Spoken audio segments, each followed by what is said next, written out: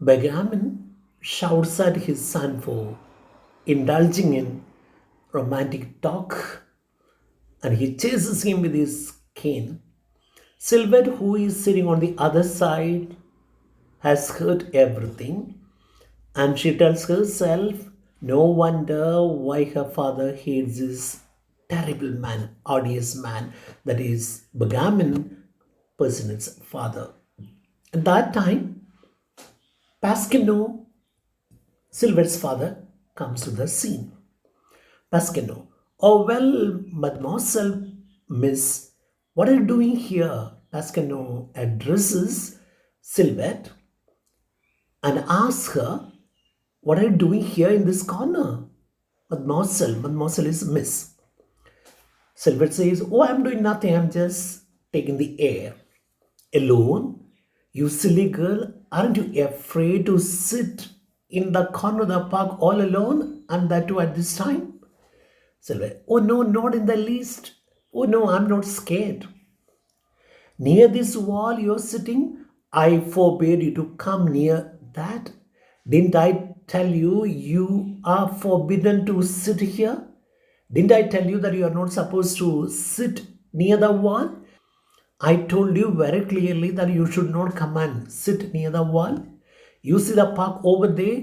That belongs to my mortal dad, sworn enemy. Don't you know that on the other side of the wall, there lies a park which belongs to my enemy? Silver, I know my father, dear. Why? Here you are exposed to any insult, any if those rascals knew my daughter were walking alone in this park.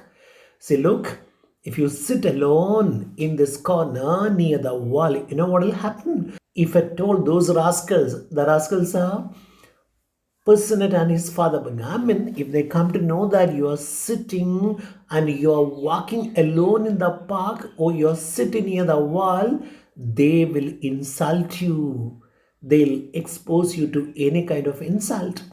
It makes me shiver to think of it. Oh, if at all they come to know that you are here, they'll insult you, or they'll call you names, they'll humiliate you. Oh, when I think about it, I shudder, I feel shocked.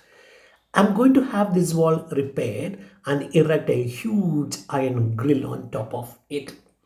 Now, Pascano says, I'm going to have the wall repaired. I want to erect a huge iron grill on top of that. Earlier, Bagaman had told his son that he was going to put glass pieces on the wall so that Pascano and the members of his family will not be able to see the other side. Silver tells Hazel, I don't think my father will do it because it is very, very expensive and I know my father is stingy. He's such a miser, he won't do it. Pascano shouts at his daughter by saying that now go in the house quick.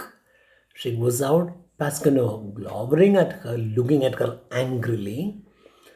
Bagamin is heard speaking from the other side of the wall as he enters. Take this notice at once to Monsieur Stafforel. Mr. Monsieur is Mr. Stafforel is a fake kidnapper, is a character in the story. We'll get to know more about him later. Pascano, running the wall, climbing to the top of it, calls Bagamin. Bagamin also climbs to the top of the wall. Pascano, they embrace each other. They don't seem to be enemies. They appear to be close to each other, so they embrace each other. Pascano, how are you? Bagamin, oh, I'm good. I'm pretty well. How is your gout? Pascano inquires about the health of Bagamin and he says, how is your gout? Gout is a painful inflammation of the gout. So he knows that he is suffering from gout. He's asking, how is your gout? Bagamin, oh, better. How is your cold?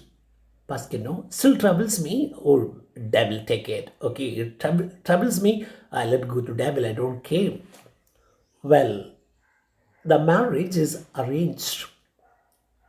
Pascano, what? I heard everything. I was hid in the bushes when you were talking. They adore each other, I was hiding in the bushes when my son and your daughter were sitting together and talking about their love, their future plans, and so on. They love each other. Now I come to know they adore, they love each other. Pascano, bravo, well done. Oh, everything is done, arranged. Yeah, we must bring matters to a head. So far, we have been hiding the things. We have been pretending not to be interested in their love affair. But now we should discuss everything. We should sort everything out. He rubs his hands. Ha. Now we can do as we had planned. Okay, we'll go ahead with our plan. Pascano is tear down the wall. Then Pascano tells Bagaman, if you want to go ahead with our plan, okay, we'll destroy the wall. Bagaman, we'll live together. Pascano, that's right. Joining our property. So we'll combine our properties. Bagaman, by marrying our children, we can come together. But I wonder whether they would be so anxious if they knew we wished it. Now, Bagaman tells Pasquino, by marrying our children, we can be friends again, we can join our properties, we can live together. But I wonder whether they would be so anxious if they knew we wished it. Now, now our children don't know that we support them. They still think that we are against their marriage. A marriage arranged beforehand is not so tempting to two young children, so romantic as ours. Say, look, if the children know that their marriage is arranged beforehand, they won't take the marriage very seriously, they won't find it very romantic, they won't find it very fascinating. That's why we kept our own wishes a secret. So we have kept our wishes a secret. We pretended to be enemies so that the children may find the marriage romantic, fascinating, and quite adventurous. I felt sure that after they had been separated, Sylvette in the convent, Persinet at school, they would thrive on their secret love. So some days back, we separated them. We came to know that they were together. So now they have been separated. Sylvette is in the convent, Persinet is at school. So they are separated. And I know since they are separated, they would thrive on this secret love. They'll thrive, they'll be mad after each other. That's how I came to invent this hatred of ours. I wanted them to take their love seriously. I wanted them to be madly in love with each other. That's why I invented this hatred of ours. And even you even doubted its success. Now all we have to do is to say yes. Even you were not very sure about what would happen. I was pretty sure that this would end on a positive note. So now what we have to do is to just say yes to them. Pascal, how can be done? Remember, I have called you a scoundrel, fool, idiot, a rascal, and Benjamin, idiot. Scoundrel was sufficient. Now, why do you call me an idiot? Scoundrel would have been enough. Pascal, but now what protects? What excuse can we give? Benjamin, your daughter herself has given me an inspiration. This evening, they are to meet here at 8 o'clock. So I heard your daughter tell my son they will be meeting each other here tonight at 8 o'clock. Personate comes first. At the moment Silhouette also appears, mysterious men in black will emerge from the shadows and start to carry her off. So I have already made plans. I have written a letter to Saforel, the fake kidnapper, and the kidnapper will come here carrying some men with him, mysterious men with him. So when Personette and Silhouette arrive here, Silhouette will be kidnapped. will be abducted.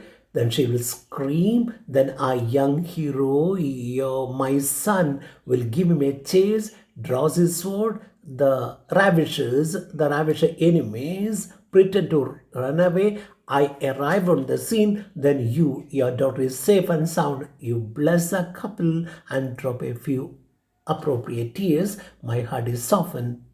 Tableau will stand motionless. So this evening, when they meet each other on the spot,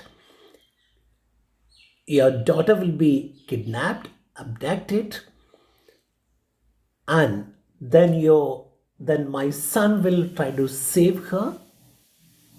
Then the ravishers will run away. I arrive on the scene. Then I'll be happy. Then you will also come upon the scene.